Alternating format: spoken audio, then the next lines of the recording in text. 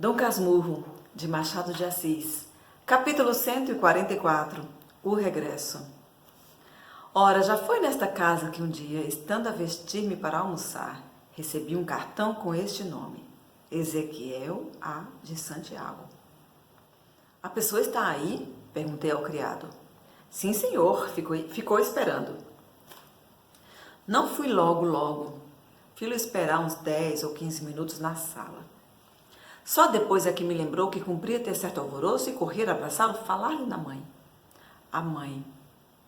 Creio que ainda não disse que estava morta e enterrada. Estava. Lá repousa na velha Suíça. Acabei de vestir-me às pressas, quando saí do quarto com ares de pai, um pai entre manso e crespo, metade Dom Casmurro. Ao entrar na sala, dei com um rapaz, de costas, mirando o busto de maçaniça, pintado na parede. Vim cauteloso e não fiz rumor. Não obstante, ouviu meus passos e voltou-se depressa. Conhece-me pelos retratos e correu para mim. Não me mexi. Era nem mais nem menos o meu antigo e jovem companheiro de seminário de José, um pouco mais baixo, menos cheio de corpo, e salvo as cores que eram vivas, o mesmo rosto do meu amigo. Escobar, né? Trajava a moderna naturalmente, e as maneiras eram diferentes, mas o aspecto geral reproduzia a pessoa morta. Era o próprio, o exato, o verdadeiro Escobar. Era o meu comborço, era o filho de seu pai. Vestia de luto pela mãe. Eu também estava de preto, sentamo-nos. Papai não faz diferença dos últimos retratos, disse-me ele. A voz era a mesma de Escobar, o sotaque era afrancesado. Expliquei-lhe que realmente pouco diferia do que era. E comecei um interrogatório para ter menos que falar e dominar assim a minha emoção. Mas isto mesmo dava animação à cara dele, e o meu colega do seminário ia ressurgindo cada vez mais do cemitério. Ei-lo aqui, diante de mim, com igual riso e maior respeito, total, o mesmo obséquio e a mesma graça. Ansiava por ver-me. A mãe falava muito de mim, louvando-me extraordinariamente, como o homem mais puro do mundo, o mais digno de ser querido. Morreu bonita, concluiu. Vamos almoçar. Se pensas que o almoço foi amargo, enganas-te. Teve seus minutos de aborrecimento, é verdade.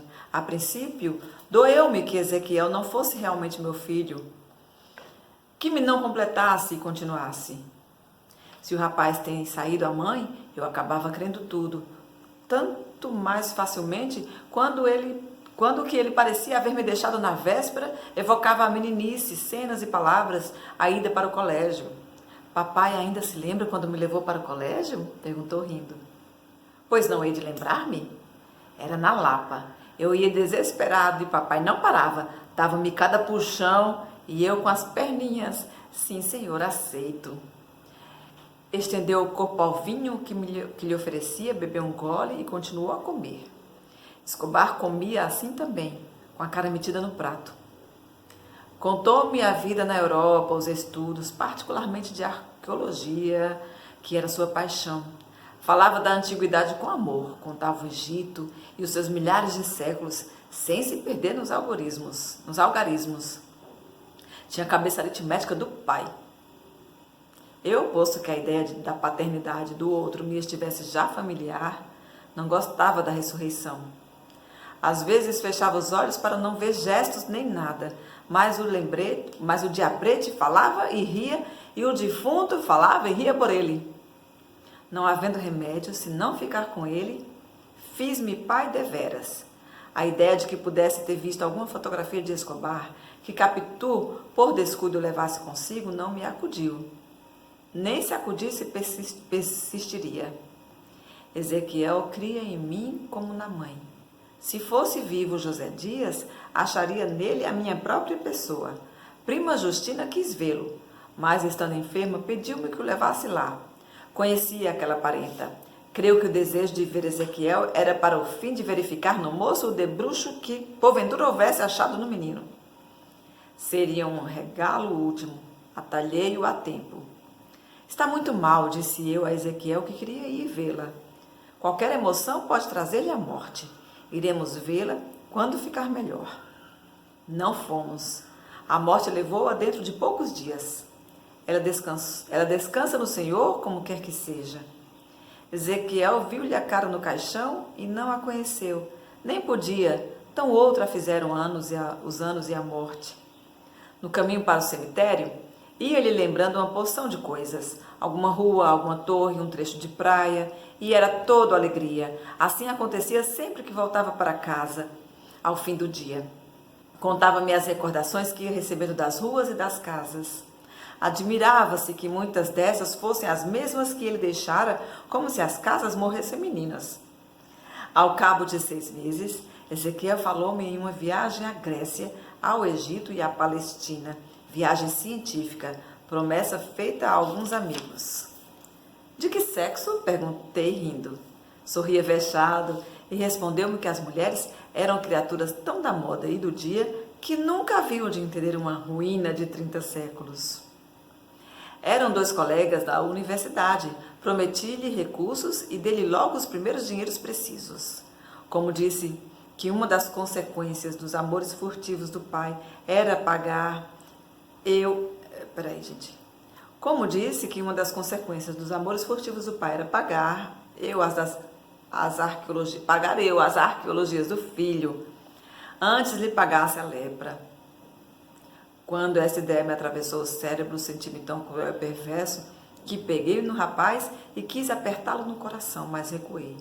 Encarei-o depois como se faz a um filho de verdade. Os olhos que ele me deitou foram ternos e agradecidos.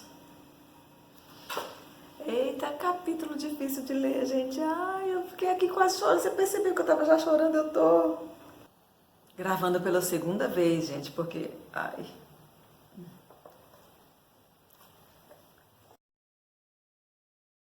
Creio que ainda não disse que estava morta e enterrada. Estava lá, repousa na velha Suíça. Acabei de vestir-me às pressas. Quando saí do quarto, com ares de pai, um pai entre manso e crespo, metade Dom Casmurro. Ao entrar na sala, dei com o rapaz... Gente... Ai, não consigo ler, não. Peraí...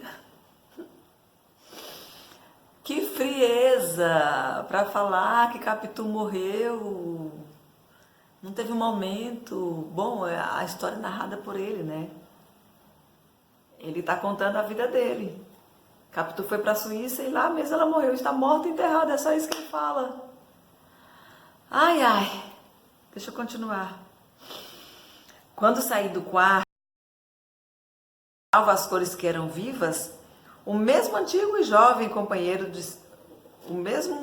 Perdão, gente. Ai, não dá pra ler não, vou parar de ler. Ai, ai. Bom, gente, faltam só 3 capítulos pra gente terminar. Continua.